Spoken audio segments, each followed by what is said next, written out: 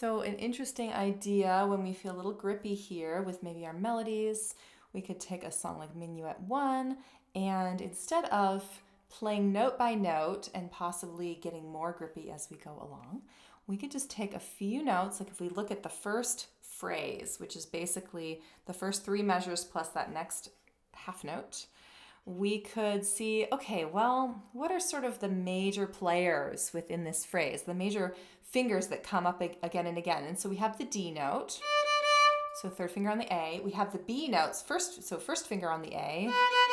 And we have a G, so that third finger over on the D string. And kind of just those three. And then, of course, there's a low 2, a C natural in between all of that at one point. We have some open A's and stuff like that. But really, we have the D and the B and the D and the G. And so what we could do here is just maybe now we've got our fingers down and we have a sense for where they're going to be on the strings. Maybe let's just see if we can get like 10% more comfortable, maybe with our fingers not being as firm on the strings. Maybe we don't really have to jam the string into the fingerboard. And then maybe let's tap out the thumb and when we put it back down, we'll make sure there's no white on the thumb pad or anything, so we're not pressing so hard that we're cutting off circulation or anything like that.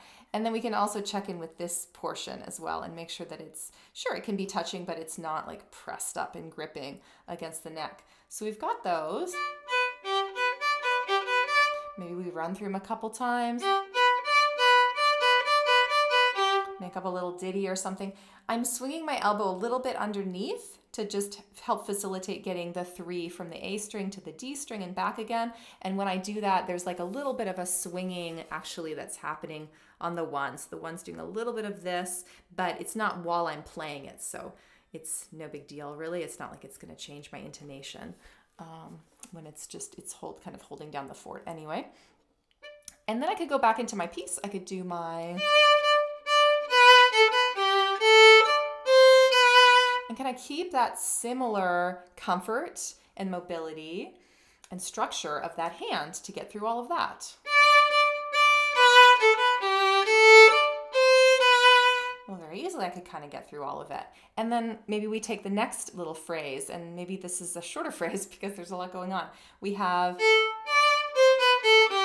Well, let's look at that. That's actually kind of the same orientation, isn't it? But then it changes. Then we get the 4 in there. And then we have a 2. So maybe that's our next little shape that we have to figure out. And for me to do that, I had to kind of bring my elbow more to the right a little bit for the 4 to stretch up. And then really kind of pull my 2 back quite a bit. And if that's a little tricky, some people might drop the elbow down at that point. So we could play through those 3 fingers in different combinations.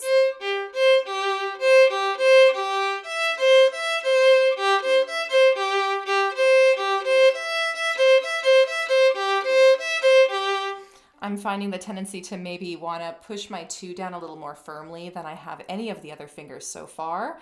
And I'm not quite sure why, but maybe I'll look at that and see if that's really necessary.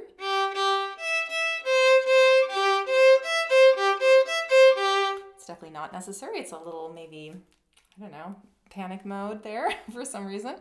So then that's going to take me up into that next phrase, and then maybe the last 2 measures of this A section, maybe there's another shape there, but let's just see if I can run from my shape that was to my shape that's, and we could even just practice those as a little sort of improvised etude as well, like I just did. But I'll go from like pickups into measure 5. Whew, that felt so much better, right? Now that we've worked this out. And then the last part, there's not too much going on there. I think that's pretty straightforward, but maybe coming off of